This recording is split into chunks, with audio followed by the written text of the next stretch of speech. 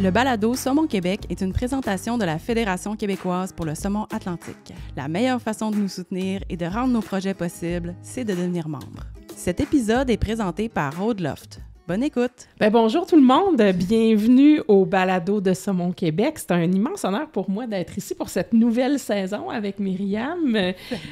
Salut! Puis, je suis vraiment contente. Aujourd'hui, on va parler d'ensemencement de saumon, mais tout au long de la saison, on va parler de toutes sortes de choses saumon. Puis, à toi et moi, ensemble, on va mener ça pour pouvoir vulgariser, pour que les gens comprennent le mieux possible c'est quoi ces histoires de saumon qu'on a au Québec. Ben oui, puis tu sais, je trouve ça vraiment le fun, Lynn, de pouvoir t'accueillir pour cette nouvelle saison-là, justement, comme co-animatrice.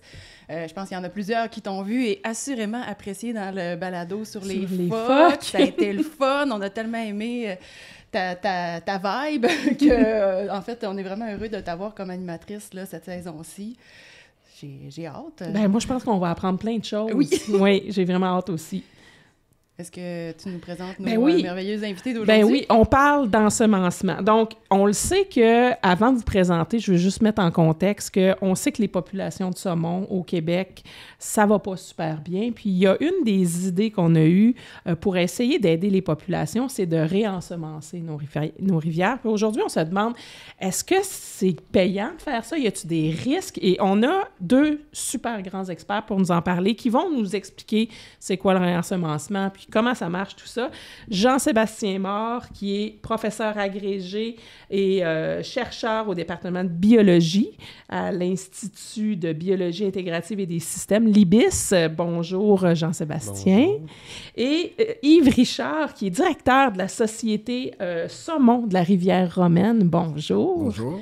On est là aujourd'hui pour parler d'ensemencement. J'ai le goût de commencer en nous demandant à nos invités, c'est quoi exactement le concept d'un ensemencement? Quand on dit genre, il nous reste plus assez de saumon, on va réensemencer. Techniquement, là, ça consiste en quoi? De notre côté, la Société Saumon, c'est l'ensemencement d'alevins, parce qu'il peut y avoir des ensemencements à d'autres stades de vie du saumon, mais de notre côté, c'est vraiment des alevins. C'est des juvéniles qu'on a capturés dans les rivières, les deux rivières, parce qu'on a la rivière Puy-Jalon, la rivière Romaine. C'est deux populations qui sont génétiquement distinctes. Donc, on a capturé des juvéniles des deux rivières, sont amenés au LARSEM, ici à l'Université Laval, sont élevés là jusqu'au moment de devenir géniteurs. Et puis là, il y a une fraie artificielle qui est faite. Les œufs sont réexpédiés à Havre-Saint-Pierre. On a une pisciculture là-bas, en fait une écloserie, si on peut dire. Puis il y en a une partie qui est laissée aussi au LARSEM. Ce qui va permettre, on va le voir plus tard, ce qui nous a permis de faire un projet de recherche en comparant finalement les résultats de ces deux types d'élevage différents, là, très différents. Donc, un élevage dans l'eau du milieu naturel, la rivière, c'est la pisciculture, c'est l'eau de la rivière qui circule en circuit fermé dedans. Puis le saumon, est-ce que c'est une espèce qui se prête bien à ça? Je veux dire, le concept d'ensemencement, ça peut se faire avec n'importe quelle sorte d'espèce. Moi, je me suis déjà fait proposer de faire ça pour des baleines, un peu plus complexe. Mais pour le saumon, est-ce que en général, c'est une espèce qui marche bien en termes de réensemencement? Ça semble bien marcher. C'est sûr que c'est récent. Là. Nous, c'est récent. Ça fait à peu près 10 ans qu'on a commencé. Mais on a des retours. Des saumons qui ont été ensemencés. On a capturé, en 2022, par exemple, on fait une opération de pêche scientifique à l'embouchure de la rivière. C'est une pêche à la mouche, mais les saumons qui sont attrapés, les saumons adultes en montaison, sont échantillonnés au niveau de la nageoire adipeuse, puis on fait la génétique dessus. Bon an, mal an, la pêche n'est pas très, très, très bonne. On parle de 7-8 saumons, donc c'est pas un échantillon, c'est pas un N qui est très, très élevé. Mais en 2022, on a quand même eu 35. Ça a été une belle année.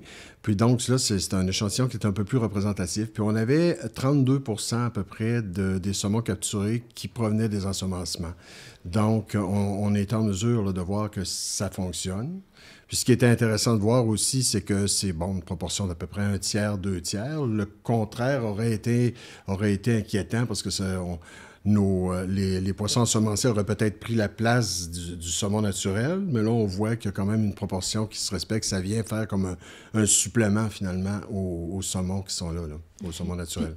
Je vais peut-être rebondir là-dessus parce que c'est un contexte très particulier, l'ensemencement pour la romaine, mais historiquement, l'objectif d'ensemencer des saumons, ça a déjà été différent. Donc, il y a eu beaucoup, particulièrement sur la côte ouest, on parlait de nos années sur la côte ouest tantôt avant le début du podcast, mais moi, j'ai fait mes études en Colombie-Britannique, puis là-bas, il y a eu des gros programmes d'ensemencement. Et là, l'objectif, c'était vraiment de supplémenter les populations naturelles. Et donc, dans beaucoup, beaucoup de rivières, il y a eu des ajouts d'individus élevés en écloserie, avec l'objectif de supplémenter les populations naturelles. Et ça a eu un effet qui a été démontré comme étant pas nécessairement positif, dans le sens où souvent ces poissons-là qui avaient été réensemencés parce que c'était pas fait correctement nécessairement, pouvaient avoir un impact négatif sur les poissons de population naturelle et puis qu'il n'y avait pas nécessairement beaucoup de retour.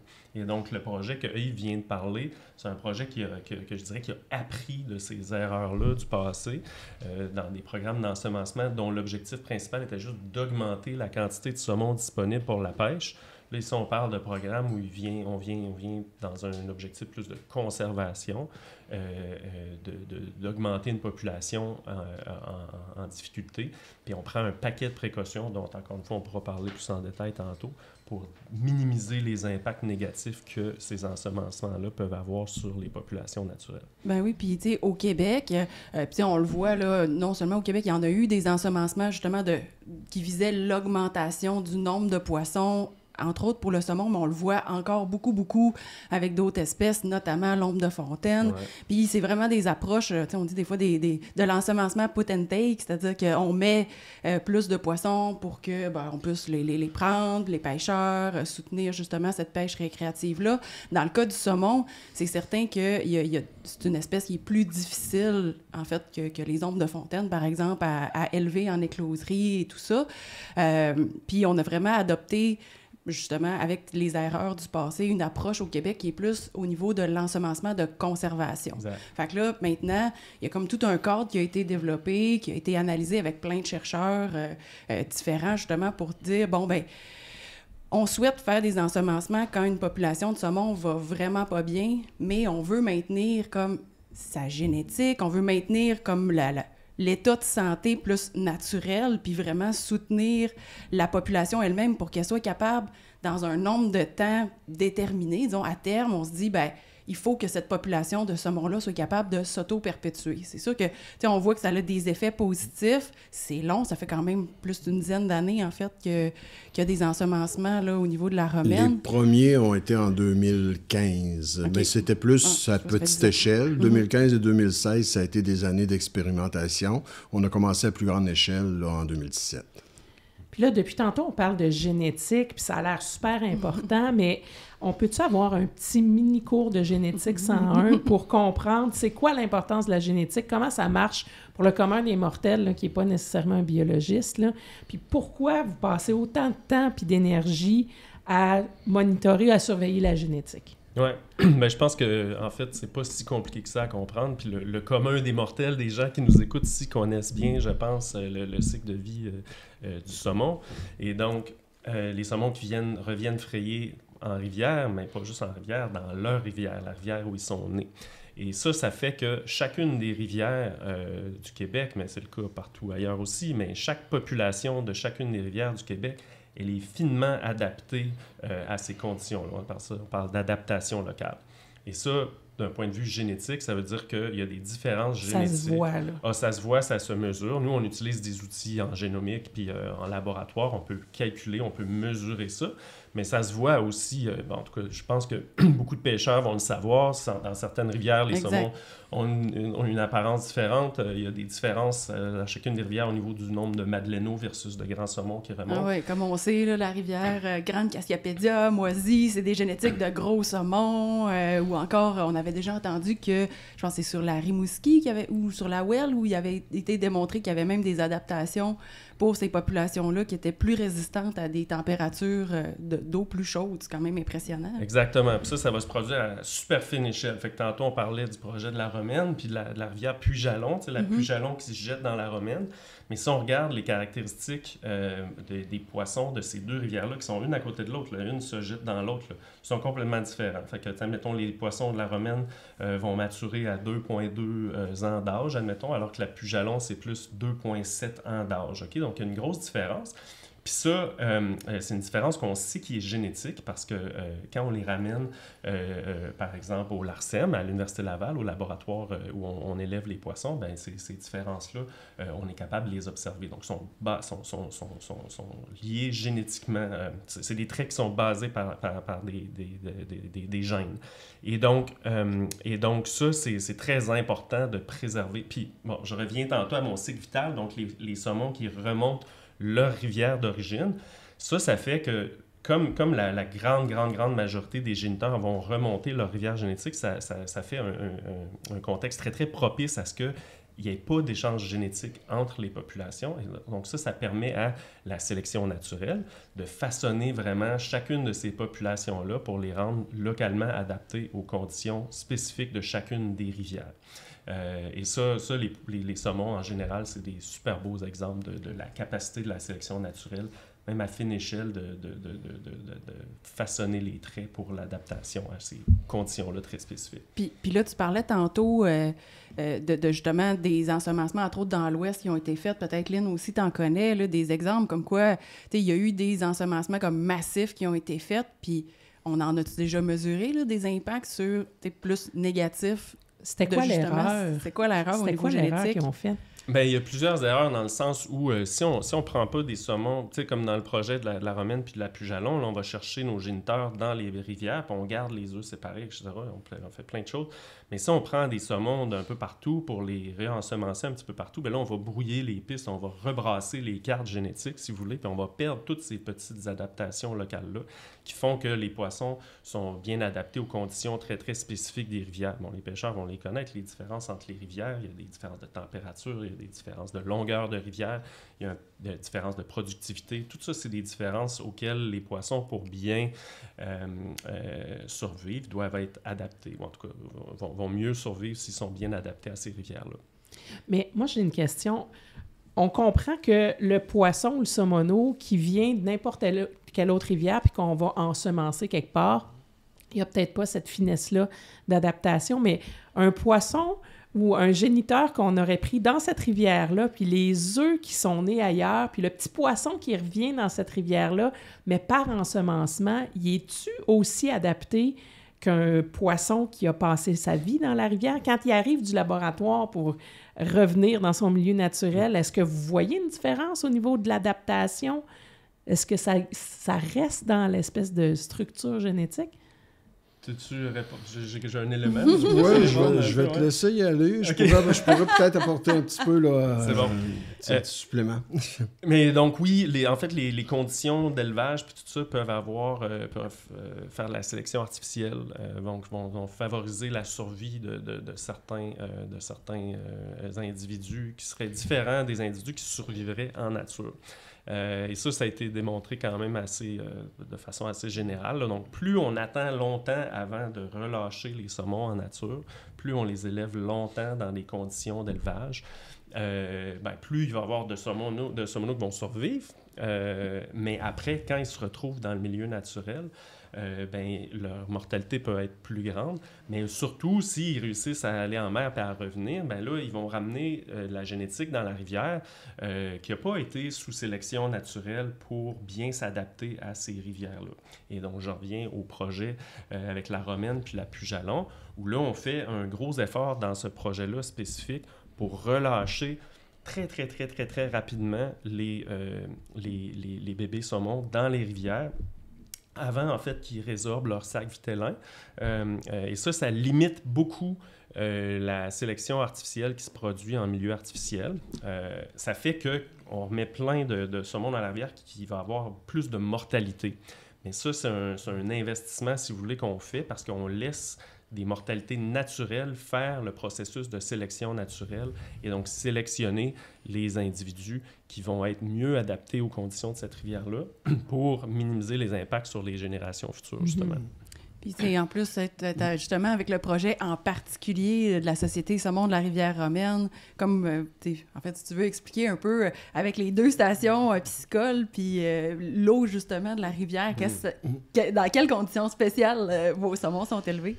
Bien, c'est ça, c'est 2 milieux complètement différents. C'est-à-dire, j'apporte juste une petite précision par rapport au sac vitellin. On attend la fin de la résorption du sac vitellin pour les mettre à l'eau, mais avant qu'il soit nourri. Donc, on a une fenêtre qui est assez étroite, dans la mesure du possible. C'est arrivé qu'on a dû en nourrir un peu quelques lots pendant quelques jours parce que les cohortes n'arrivent pas toutes en même temps. Puis il fallait synchroniser la mise à l'eau des alevins qui nous provenaient du Larsem avec les nôtres parce qu'on ensemençait dans des mêmes segments de rivière donnés, on avait une proportion respectée d'alevins qui provenaient du Larsem et d'alevins qui provenaient de la station piscicole pour pouvoir justement les comparer à long terme, à moyen ou long terme, à d'autres stades de leur vie. C'est un projet qui a été monté par l'Université Laval, auquel on participait, qu'Hydro-Québec participait, et le MFP de... Le ministère associé à la faune. Il change de nom à tous les 2 mois. Le ministère à lettres variables. C'est ça. Donc, ça, on pourra en reparler plus en détail un peu, mais ça nous permet de comparer. Mais il y a eu aussi une étude faite sur le microbiote des alevins puis des tacons. Puis le microbiote de ceux qui étaient élevés à la station était différent, nettement différent de celui du... C'était intéressant de voir. Exact. Fait que, ce qu'on pouvait voir, c'est justement ceux qui sont élevés au Larsem. Pour nos auditeurs, justement, le Larsem, c'est la station comme piscicole qui est à l'Université Laval, qui est juste alimentée avec de l'eau régulière, j'imagine, qui est sommairement traitée de base. Puis la station piscicole qui est à Havre-Saint-Pierre, qui est vraiment fascinante, en fait, qui est alimentée directement avec l'eau de la rivière, donc qui a toutes ces microbes, ce microbiote-là, une foule de bactéries et autres qui sont bonnes pour les alevins, puis on voit réellement une meilleure survie grâce à ça. C'est assez impressionnant. Puis vous la voyez, là, la différence entre les deux? Bien, on n'a pas pu mesurer. Excusez, je pense que je vais prendre une petite... C'est l'heure de la gorgée d'eau. C'est ça. Mais en fait, là, puis pour nos auditeurs, la Société Saumon de la Rivière-Romaine a un site web, sociétésaumon.ca, je pense. Puis il y a eu des super beaux vidéos qui ont été faites pour justement présenter les stations, pour voir un peu les étapes, tout ça, puis présenter les différences. Je pense que en tout cas, il y en a pour un peu trop long à expliquer pour passer un podcast là-dessus. Mais c'est vraiment intéressant, en fait, de voir cette complexité-là dans les infrastructures, mais aussi dans les approches là, pour essayer de voir comment est-ce qu'on peut améliorer cette survie-là, finalement, des saumons en se basant sur, finalement, ce dont ils ont besoin dans la nature. Là. C'est impressionnant. Maintenant que tu as bu. Oui, je pense que c'est ça. La voix est revenue, comme les saumons l'espèrent.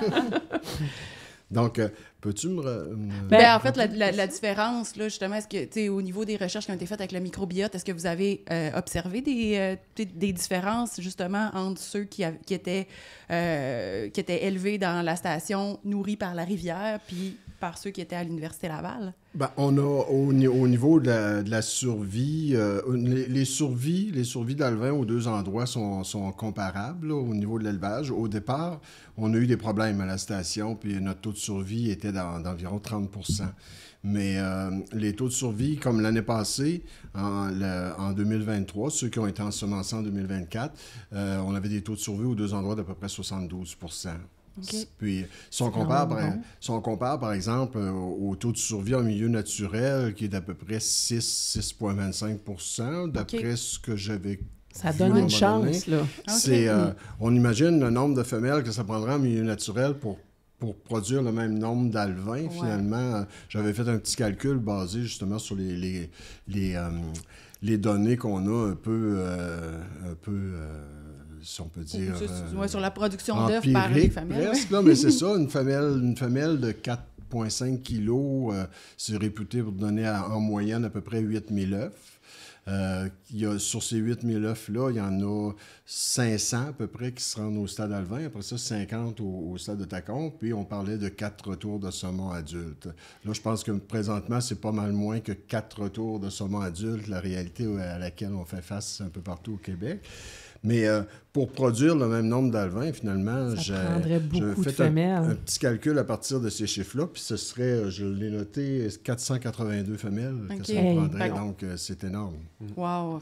Finalement, c'est sûr que c'est difficile, je présume, je veux dire, c'est difficile de mesurer les résultats à court terme, parce que c'est sûr, le cycle de vie du saumon étant compliqué, je veux dire, ça prend vraiment beaucoup de suivi dans le temps pour voir un peu l'efficacité de ces approches-là, mais on peut comprendre que ça peut vraiment aider une population à comme se repartir sur le bon sens, si on veut. Puis c'est le but un peu c'est le but du projet RDC qui a été monté, c'était de comparer justement entre les saumons qui ont été élevés en milieu naturel, ceux en milieu artificiel, de comparer à leurs différents stades de croissance. Il y en a qui sont recapturés après, puis ils pouvaient à ce moment-là faire plusieurs comparaisons.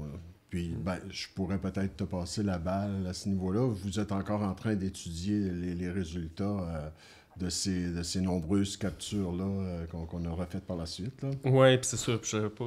C'est sûr, c'est encore à l'état d'évaluation, ces résultats-là, mais oui.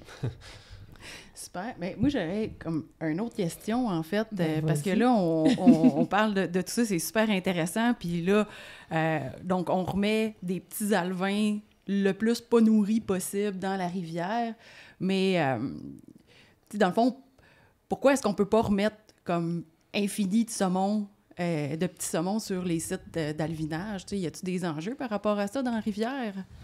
Nous, on a établi un plan d'ensemencement en 2018-19 à peu près. Donc, on a tout refait nos devoirs avec les IQH, avec la cartographie. De qualité de l'habitat. Ça, c'est important parce que dans le fond, c'est qu'il y a des mesures qui existent pour voir comme dans une rivière, qu'est-ce qui est un bon habitat pour le saumon? Est-ce que, selon le stade de vie, genre? Puis, c'est l'habitat disponible, surtout, qui devient à un moment donné un facteur limitant. Dans la rivière romaine, c'est une très grande rivière, mais c'est pas une très bonne rivière à saumon parce qu'il n'y a pas beaucoup d'habitat pour le saumon. Il n'y a pas beaucoup de zones propices à frayer, puis aussi pour que les alevins se protègent par la suite parce qu'il y a beaucoup de sable, il y a de l'argile à des places un peu plus bas, puis il n'y a pas tellement de zones où on a le gravier, les conditions de gravier nécessaires. Donc, on s'est rendu compte, nous, en refaisant toute la cartographie, puis en allant sur la rivière, puis en regardant les modèles, que c'est une rivière, en fait, il y avait une capacité d'accueil de la rivière qui avait été déterminée justement par les modèles, mais c'était trop élevé. En fait, c'est une rivière qui peut accueillir beaucoup moins de saumon que ce qui avait été déterminé. Je pense qu'on parlait de quelques milliers. Je n'ai pas les chiffres exacts, malheureusement. Mais c'est ça, on s'est rendu compte finalement que les zones propices pour l'ensemencement, dans la Romaine, ça se limitait à peu près à 10 mètres de la rive de chaque côté. Ah ouais, donc, c'est ça. Tout le centre. Non, c'est clair que pour les pêcheurs aussi, on s'entend les grandes rivières de la Côte-Nord. On comprend que si on met des alevins en plein milieu, tu mets tes dollars un peu dans le feu parce que, évidemment, ça coûte de l'argent faire de l'ensemencement. Puis, par comparaison, la Puy-Jalon, elle, c'est une rivière plus typique, moins large. Puis, elle, toute la surface potentiellement est bonne pour de l'habitat. Puis, est-ce que ça change, cet habitat-là, ou la qualité au fil du temps? Est-ce que les rivières se dégradent ou deviennent meilleures en termes de capacité d'accueil là, pour les alevins? La première, c'est une bonne question, parce que la première année où on a voulu appliquer le plan d'ensemencement, on s'est aperçu qu'en arrivant sur le terrain, qu'il y avait des zones qui avaient été jugées propices parce qu'il y avait du gravier, qui là, il était ensablé. La rivière c'est une rivière, c'est toujours en mouvance. Mais si on a une rivière, je pense que si on a une rivière où il y a beaucoup de sable, c'est encore pire parce que avec les crues, ça bouge encore ouais, plus. c'est ça. Fait qu'on a eu ce problème-là la première année, mais finalement, on a décidé qu'avant d'ensemencer chaque année, on va faire un petit petit inventaire pour voir, grosso modo, si ça a bougé beaucoup par rapport à l'année précédente. Puis, ça nous permet de se réajuster au fur et à mesure. Puis, pour répondre un petit peu, tantôt, tu parlais des précautions à prendre par rapport aux frayères pour protéger. Bien, nous autres, justement, dans le plan d'ensemencement, on sait où sont les principales frayères depuis plusieurs années parce qu'il y a eu beaucoup d'études de fait avant de faire les projets de barrage de la Romaine. Et puis, on avait des zones tampons qui étaient déterminées à partir des frayères. Puis, donc, dans une frayère, on n'ensemence pas. On n'ensemençait pas. Puis, de 0 à 100 mètres, c'était telle densité par unité de production. Puis, en s'éloignant, la densité augmentait. Là, puis, comme ça. Donc, afin de ne pas venir mettre de saumon artificiel, produit artificiellement dans les zones de frayère pour ne pas nuire aux poissons naturels, finalement. Bien, c'est ça. J'avais déjà entendu comme quoi, au final, comme les saumons artificiels en écloserie, les petits alevins, finalement, sont comme traités aux petits oignons. Fait que quand ils arrivent dans les premiers temps, ils peuvent être très, très, très compétitifs, finalement, par rapport aux alevins naturels qui, eux autres, sont là. Puis, on veut plus en forme exact. Que les alevins naturels. C'est ça. Fait qu'ils peuvent...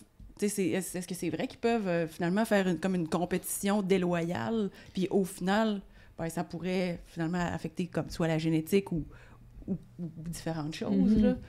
Oui, ça fait partie des enjeux, oui.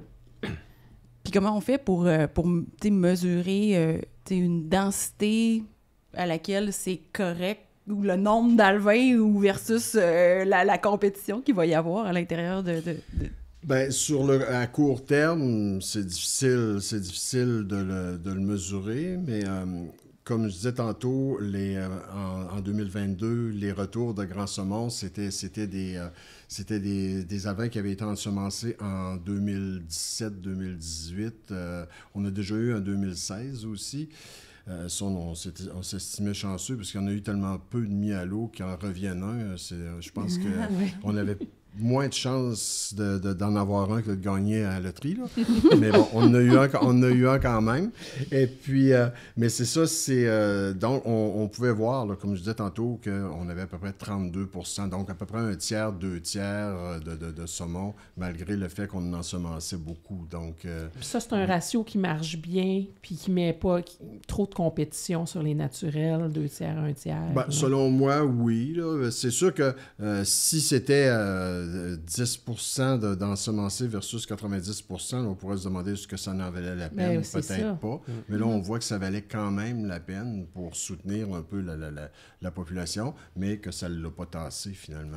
Puis j'imagine qu'il faut que ça vaille la peine parce que tout ce processus-là, c'est quand même beaucoup d'investissement de ressources, d'infrastructures, là, c'est pas rien, là, ensemencer des saumons. Tantôt, je disais réensemencer, mais le mot, c'est ensemencer. On les réensemence pas, on les ensemence une fois, puis c'est fini après, là. Oui. Ça, c'est mon erreur. Ensemencer. Ah, puis il y a d'autres projets aussi qui sont intéressants avec des approches différentes. On comprend que le projet de la Société saumon de la Rivière-Romaine, c'est vraiment particulier, puis il y avait aussi des budgets qui étaient conséquents, mais il y a un projet, entre autres, qui est en cours depuis quelques années sur la bétiamite, non, c'est ça? Sur la bétiamite, il y en a un, oui, je pense. Oui. Dans le fond, ça avait été démarré là, il y a quelques années avec un autre programme là, qui était géré par la FQSA.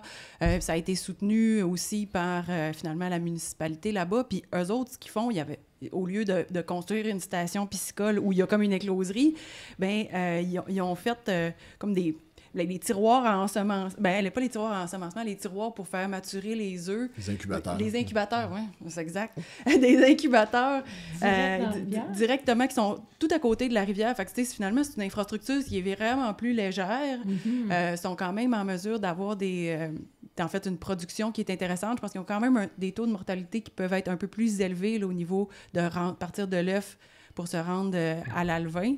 Mais au final, là, depuis les quelques années qu'ils ont ensemencé, il y a des croissances là, au niveau des retours. Puis eux sont vraiment partis à partir d'un réensemencement complet, c'est-à-dire il n'y avait plus de saumon du tout dans la rivière.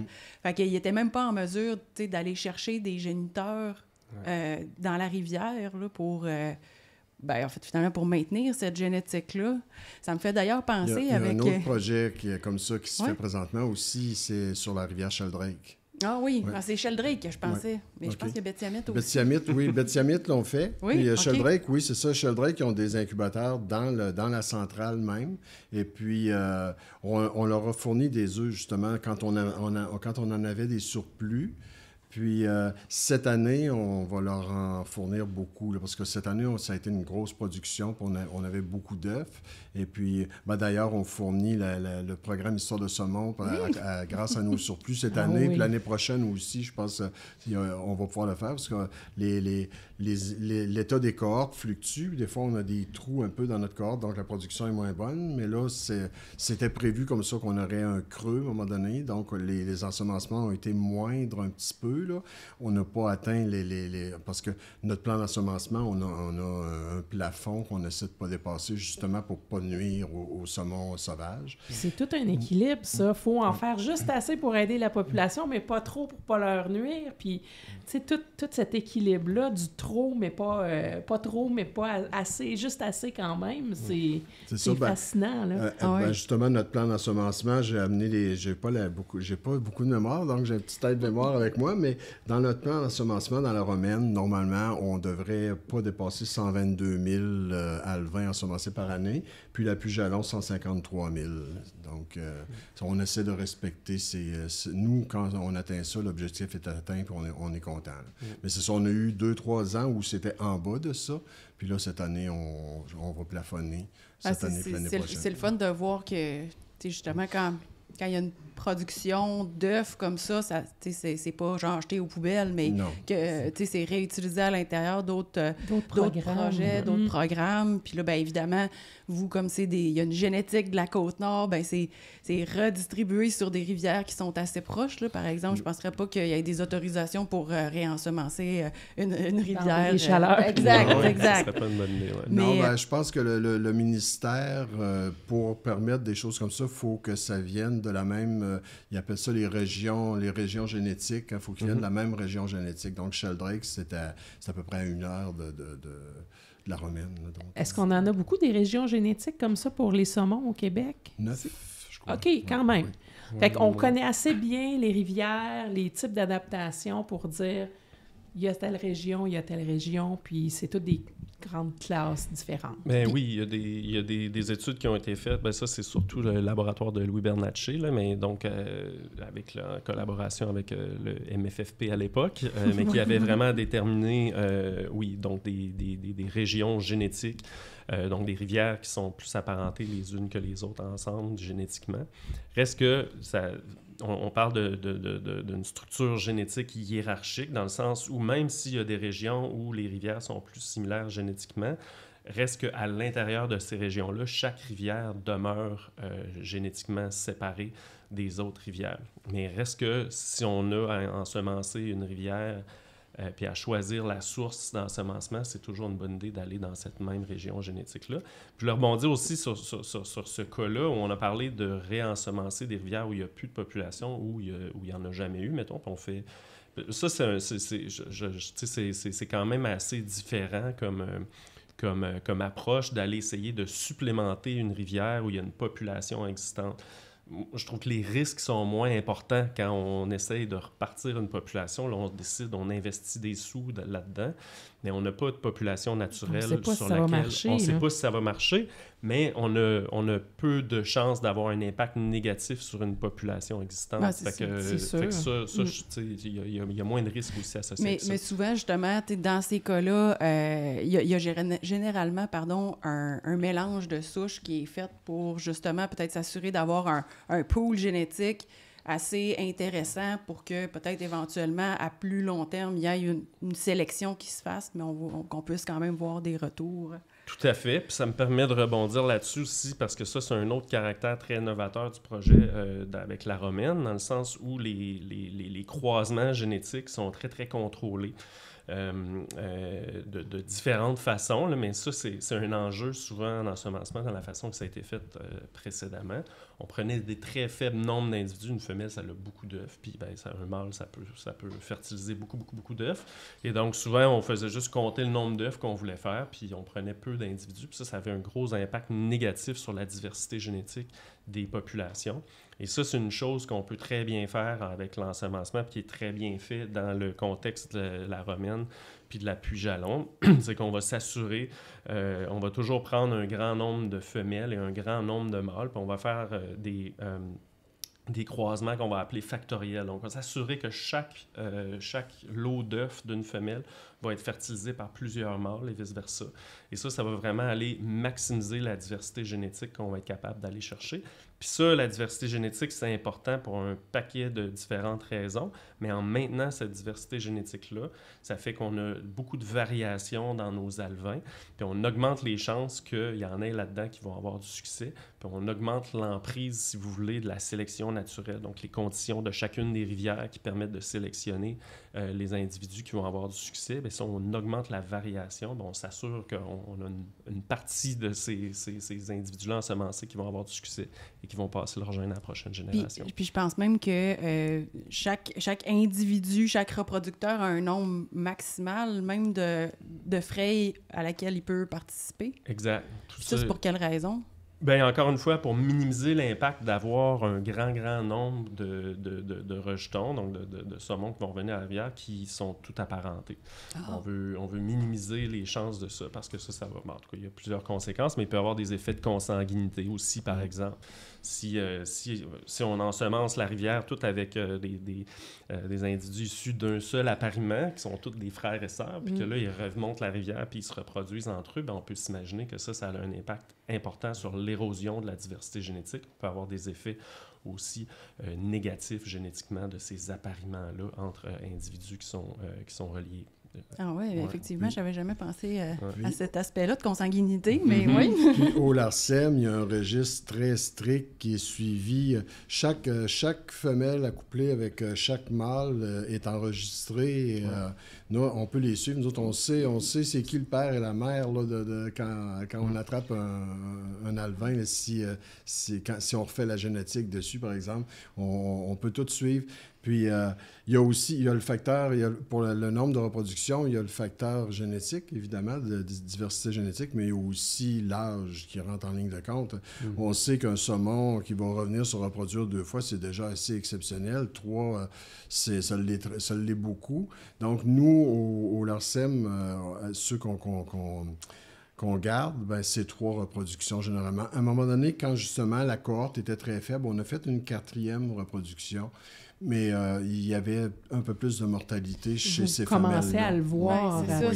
C'est un peu comme n'importe qui, même nous autres, les humains. Là, je veux dire, à un moment donné, passé un certain âge, notre capacité reproductive ou la qualité de notre reproduction diminue un peu. C'est pas gentil pour les 4e et les 5e de famille. On ne veut pas faire de l'âgisme. On peut en faire plus. C'est super. Puis, moi, il y a un autre élément qui m'a fait penser au niveau, encore une fois, avec la sélection génétique, mais c'est sûr que dans le meilleur des mondes, si on veut mettre des saumons, on va chercher des géniteurs dans une rivière, on les fait frayer, on remet leurs rejetons, on fait le meilleur des mondes. Des fois, il y a plus du tout de population, fait qu'on reconstruit une génétique la plus variable possible. Mais il y a comme un entre-deux où, des fois, c'est difficile d'aller chercher des géniteurs. Puis, justement, il y a eu différentes techniques qui ont été essayées avec le temps. Il y en a des fois qui ont mettons, pris des géniteurs, puis là, ils se faisaient des sites sur le bord de la rivière pour... Tu fais frayer, puis tu remets le géniteur à l'eau à la place de l'amener en station piscicole où il devient comme... Après ça, il ne peut pas le remettre en nature. Là. Mais il y a des techniques qui ont été développées, puis beaucoup, là, la Société saumon de la rivière romaine a été quand même un bon leader dans le développement de cette expertise-là au Québec. C'est-à-dire que vous êtes partis... Vous êtes allé chercher des saumons plus jeunes pour les faire grandir comme pourquoi vous avez fait ça? Puis parle-moi en plus. Il y a des tests qui ont été faits au départ. Excusez. Au départ, justement, quand on a eu un site de stabulation sur le bord de la rivière qui a été démantelé par la suite, mais on capturait les saumons adultes. Ils étaient frayés là sur place. Puis, il y a eu des tentatives de mettre les œufs directement dans la rivière, dans des espèces de boîtes, ouais, là, ben c'est ça. Donc, ouais. dans le fond, au lieu d'incuber les œufs dans une station avec des tiroirs d'incubation, là, dans le fond, c'était mis à l'intérieur de des petites boîtes en plastique faites pour ça. On glisse ça dans le gravier, puis on espère qu'il y ait une bonne reproduction, un beau taux d'éclosion, mais ça ne s'est pas avéré, je pense. C'est ça. Ben, la première année qu'ils ont essayé ça, il y avait une partie des œufs qui avait été mis comme ça, puis l'autre partie avait été envoyée, je pense que c'était à Tadoussac, ou j'étais pas encore là à cette époque-là, mais je pense que c'était à Tadoussac. Ils ont été élevés là. Donc, tout ce qui a été mis dans la rivière, ça n'a pas été viable. Ça a été... il n'y avait rien. Tout était mort. Donc là, ils ont décidé à ce moment-là d'y aller davantage vers l'élevage des œufs, c'est ça. Il faut dire que nous, c'est aussi la décision de faire des ensemencements comme mesure sur le projet. C'est un projet de compensation, finalement, pour l'établissement des barrages de la Romaine.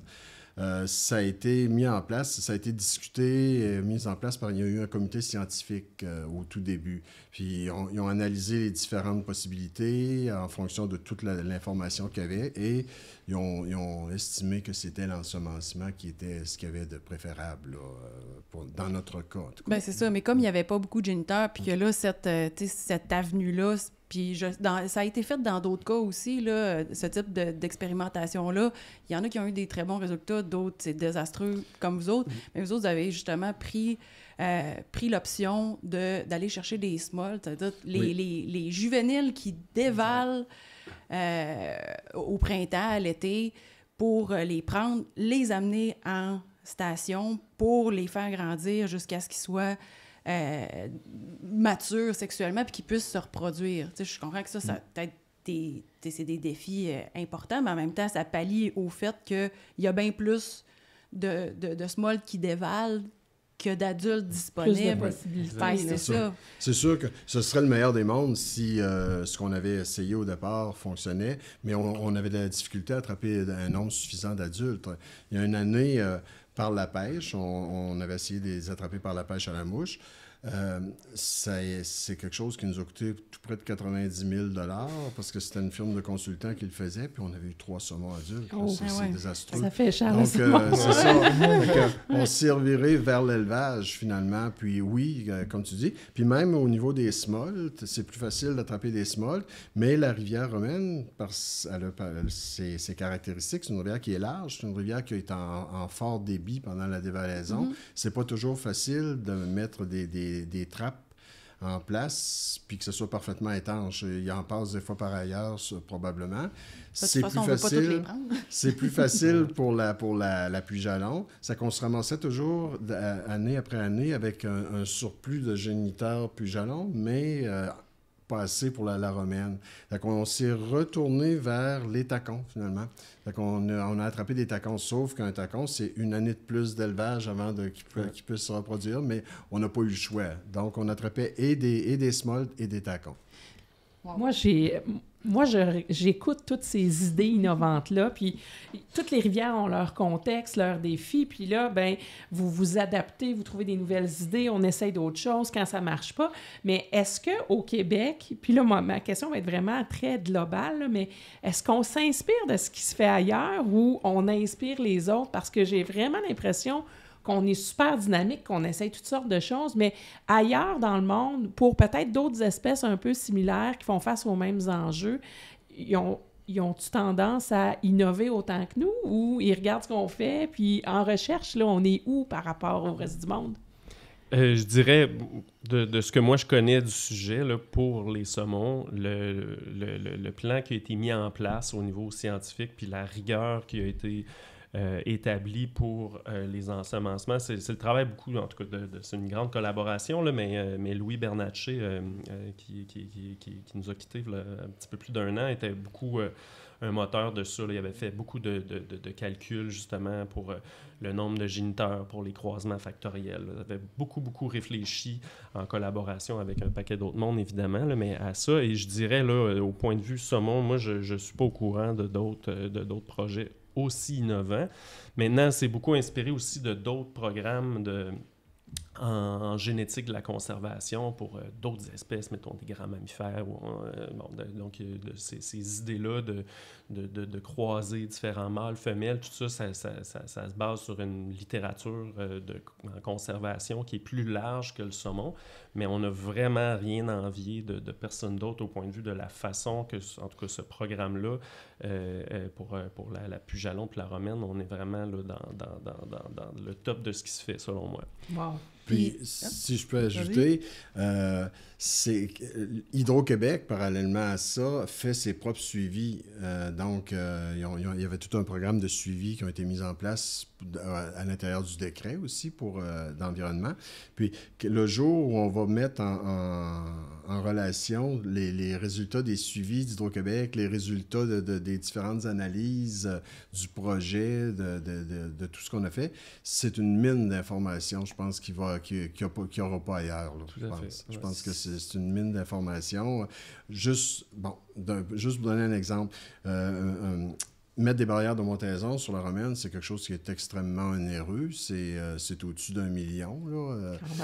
Hydro-Québec le fait de façon régulière, à peu près, je pense que c'était aux 5 ans dans leur plan initial. Il y en a eu une cette année. Malheureusement, cette année, c'est pas une bonne année pour les saumons adultes. Là, nulle part.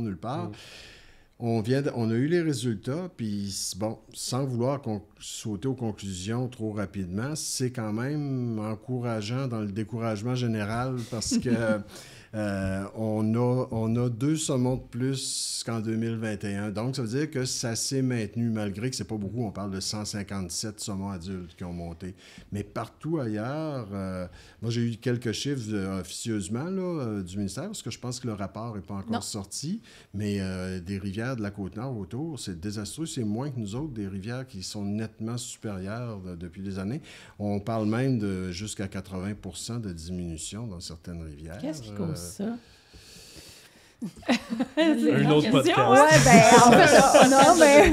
on l'a déjà. En fait, on a fait un épisode, là, notamment avec Maxime Guérard, Julien April, là, concernant les enjeux de survie, puis la situation actuelle qui est quand même vraiment particulière, là, c'est très, très relié avec une mortalité élevée en mer, probablement avec toutes les informations qu'on a, plus dans le Golfe, Détroit de Belle-Île, un peu après, mais on est dans cette zone-là, en fait. Il y a beaucoup de choses qui sont faites en ce moment pour essayer de résoudre, mais je trouve ça intéressant parce que ça revient aussi à la question, est-ce qu'on peut toujours utiliser les ensemencements comme un outil de gestion pour faire augmenter les nombres de saumons? La réponse, c'est non, parce que ça nous permet juste de contrôler les impacts en rivière, puis à la reproduction, puis c'est juste un aspect là, de tout. Du cycle vital de l'espèce, là. Donc ce qui se passe en mer, qui semble être le résultat qui semble causer les déclins qu'on observe en ce moment, ça on n'a pas d'emprise là-dessus avec l'ensemencement. Non, exactement. Puis, tu sais, localement, c'est certain qu'avant d'entreprendre un plan d'ensemencement, c'est important d'avoir une bonne idée de qu'est-ce qui se passe, la qualité de l'habitat dans la rivière, parce que finalement, oui, il y a des grandes causes qui peuvent nous entraîner un peu partout, comme le taux de mortalité en mer, mais si localement, on se rend compte que finalement, il n'y a pas de bonne frayère de qualité, ça veut dire que ça peut être parce que les bandes riveraines ne sont pas de qualité, ça peut vouloir dire que,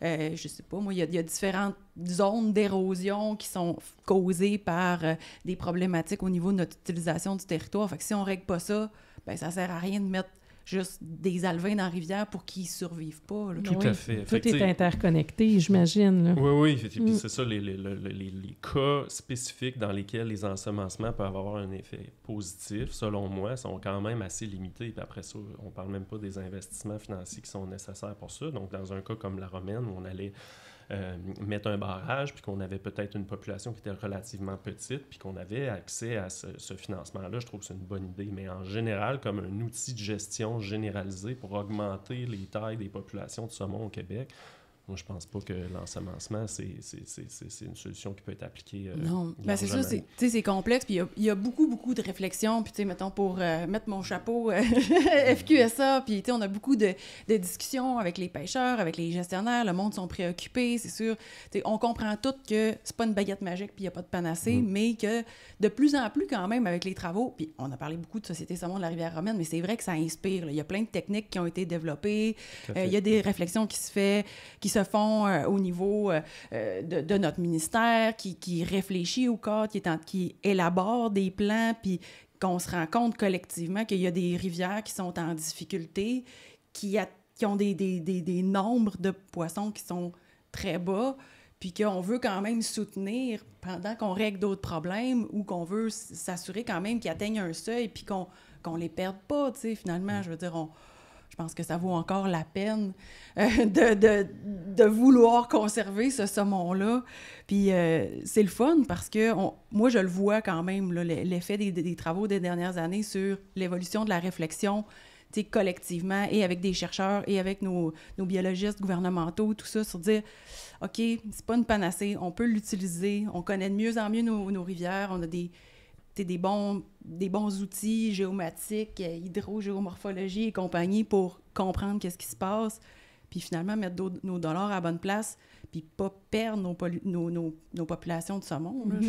Je vois quand même beaucoup de choses là, qui sont faites actuellement. Puis si tu gardes ton chapeau de la FQSA, là, tu la décrirais comment, la perception des pêcheurs et des communautés, quand on arrive à quelque part puis on dit « on va faire de l'ensemencement », c'est-tu « yé, bonne nouvelle » ou c'est « que c'est ça, ça fait-tu peur? » Bien, c'est « yé, bonne nouvelle ». Ouais. C'est « yé, bonne nouvelle » parce que, tu sais, je veux dire, il y a quelque chose qui se passe, puis je pense que c'est important pour bien pour les pêcheurs, mais les communautés locales, les communautés autochtones aux alentours aussi, tu sais, je veux dire, quand on arrive face à un déclin important du saumon dans une rivière, ben tu sais, c'est alarmant. On se dit, ben on peut pas ne rien faire parce que si on ne fait rien, c'est juste abandonner. Fait que s'il faut que l'ensemencement soit temporairement un respirateur artificiel, ben au moins on fait quelque chose puis on n'abandonne pas. On peut faire des études, on peut faire une foule de choses, mais au moins on n'abandonne pas. Puis dans la situation actuelle, je vois que cet aspect-là, cette perception-là est vraiment importante. Ça m'a même impressionnée. Je suis allée à Moncton à l'automne dans une rencontre où il y avait des représentants des maritimes aussi, puis il y avait beaucoup justement de communautés autochtones qui étaient là, puis qui lançaient ce message-là, un peu le cri du cœur de dire, ben on n'a pas toutes les réponses, mais on peut pas ne rien faire. Après, tu sais, je pense que c'est plus largement aussi compris par les gens en général, les pêcheurs et tout ça, les organismes du milieu, que justement l'ensemencement, c'est pas une panacée puis qu'on règle pas tout comme une baguette magique. Fait que, tu sais, peut-être... que c'est toujours une bonne nouvelle, j'ai l'impression, quand ça arrive, mais en même temps, tu sais, je pense que l'approche de précaution est bien comprise aussi, les limites de ça.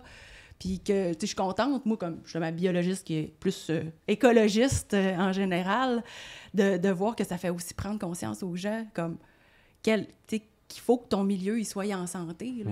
Fait que, sinon, ça devient... T'es pas capable de pérenniser un programme d'ensemencement. Si t'ensemences pendant 10 ans, ça coûte des milliers de dollars. Là, si ça marche pas, ça devient déprimant. Bien, si ça marche pas, t'arrêtes. Ça s'est vécu là, dans la rivière Well. La rivière Well a été maintenue artificiellement pendant longtemps. Là. Ça a été, je pense, presque une quinzaine d'années d'ensemencement, à mon souvenir. Puis, tu sais, c'est une rivière qui était connue pour être une bonne rivière. Puis, il y avait de la pêche qui se faisait.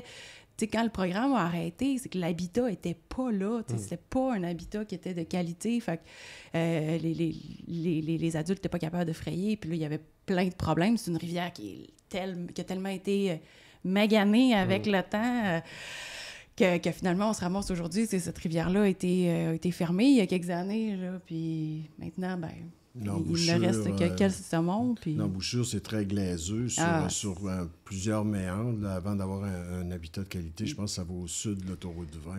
Oui, il faut que la rivière elle soit draguée là, aux quelques années pour faire ça. Mais ben ça, c'est une décision, genre, c'est parce que les humains sont là puis occupent le territoire aux alentours qu'on se dit, ben oui, on fait de l'agriculture, on a des activités, puis c'est bien correct, là. C'est pas, je dis pas ça avec du jugement, mais il faut assumer les conséquences de ça. Oui, c'est ça. Ce que ça fait, c'est la qualité. Puis à ce moment-là, ben, une approche d'ensemencement fait comme aucun sens, là.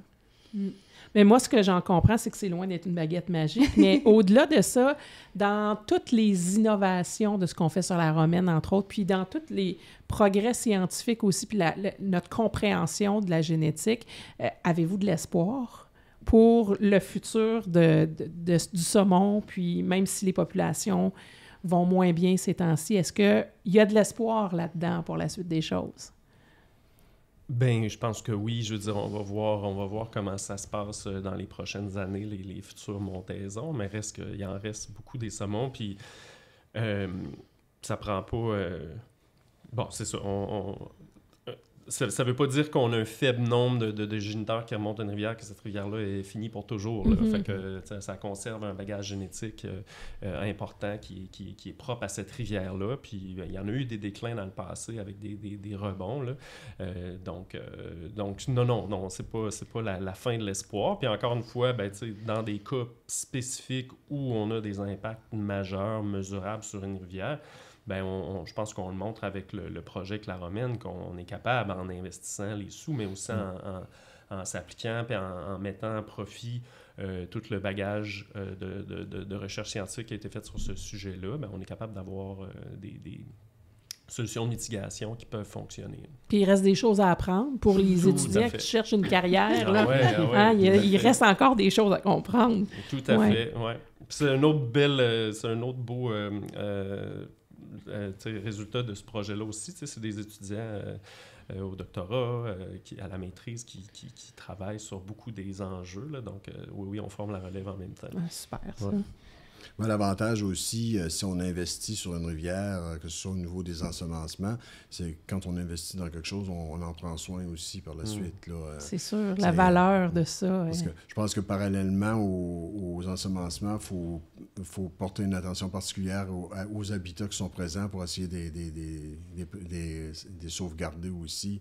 Parce que nous autres, c'est un peu ça dans la romaine. C'est pas un habitat qui a été massacré, là, si on peut dire, là, parce que faut dire que le premier barrage, Romaine 1, il est sur une chute où le saumon arrêtait. Donc, le saumon ne montait pas plus haut. Donc, il y avait 51 km à peu près de rivière, 51,2 là, de rivière, puis il n'allait pas plus haut que ça. Donc, sa surface d'habitat est restée la même, mais c'était peut-être, quand il y avait des bonnes pêches avant, c'était peut-être aussi plus des saumons de la Puy-Jalon qui étaient attrapés, parce que les nids aussi, il y a un suivi des nids qui est fait par Hydro-Québec à chaque année, puis les nids dans la Puy-Jalon, surtout, ont monté de façon très, très intéressante. Au début, les premiers chiffres qu'on voyait, il y avait quelques nids, puis c'est monté là, à 85, 90 nids. Cette année, c'est moins bon, il y a une baisse, et dans la Romaine et dans la Puy-Jalon, mais à venir jusqu'à cette année, c'était intéressant, là, comme la croissance des nids. On pourrait dire quasiment que la Puy-Jalon s'est rétablie, entre guillemets, là, alors que sur la Romaine, les résultats sont moins probants. Ben moi, j'en ai de l'espoir. Ouais. Moi, j'ai beaucoup d'espoir. C'est important! Oui, j'ai de l'espoir. On est loin de lâcher la serviette. Je trouve ça super intéressant parce que je me dis, aujourd'hui, en 2025, on a des outils pour gérer puis utiliser des aspects comme de l'ensemencement ou d'autres façons d'améliorer l'habitat. On a des capacités qu'on n'avait pas il y a 20, il y a 30 ans. Puis aujourd'hui, on est déjà... Des gens sur le terrain qui travaillent avec des chercheurs, avec les communautés locales, le savoir des Premières Nations, tout ça ensemble. Caroline, on commence déjà notre télépathie parce que moi aussi, c'est là, je m'en allais en fait sur les gens. On voit que les gens sont mobilisés, puis je trouve ça beau aussi, justement, cette collaboration-là, cette synergie-là qui fait en sorte que quand on met au monde des projets localement, on donne la chance aux communautés, que ce soit justement des Premières Nations, les communautés, les organismes lucratifs, les citoyens en général, de s'approprier ces projets-là, de participer. On a vraiment plus des approches de ce genre-là qui, pour moi, c'est un autre aspect de comment on fait pour pérenniser des projets comme des projets d'ensemencement, puis se dire qu'on veut qu'une population s'auto-perpétue. C'est que les gens disent, c'est important, on s'investit, puis on y croit. Là. Ah oui, clairement. Puis moi, en tout cas, j'ai appris plein de choses, puis ça me donne juste envie de vous dire merci pour toute l'énergie puis l'espoir que vous mettez dans ces projets-là, parce que oui, ça en donne de l'espoir. Puis d'un point de vue de la biodiversité au sens large, on a besoin des initiatives comme ça, puis des gens comme ça qui se battent puis qui mettent tout leur talent à essayer de faire en sorte que nos rivières puis nos espèces demeure en santé. Puis, on l'a mentionné beaucoup, mais j'ai le goût de faire un petit clin d'œil à Louis Bernatchez parce qu'il a inspiré beaucoup de tout ce travail-là. Puis, on pourrait peut-être y dédier cet épisode-là. À Louis. Hein? À Louis. Bonne idée. Très bonne idée. Ben, ça fait le tour avec cette question. Moi, ça me Moi, convient. c'est un pur bonheur de passer du temps avec des gens passionnés comme ça, puis de faire le tour de grandes questions. J'ai appris sur l'ensemencement, c'est vraiment pas mon domaine, là, mais j'ai appris plein de choses sur l'ensemencement. Puis, encore une fois, ben, je pense que Jean-Sébastien Moore, merci pour tout ce que tu m'as appris sur la génétique. Yves Richard, merci pour ton innovation, tes idées, ta passion contagieuse. C'était un super podcast. J'ai déjà hâte à la suite là, pour les autres épisodes, mais mon Dieu que c'est le fun. Super. Hey, merci. Merci beaucoup.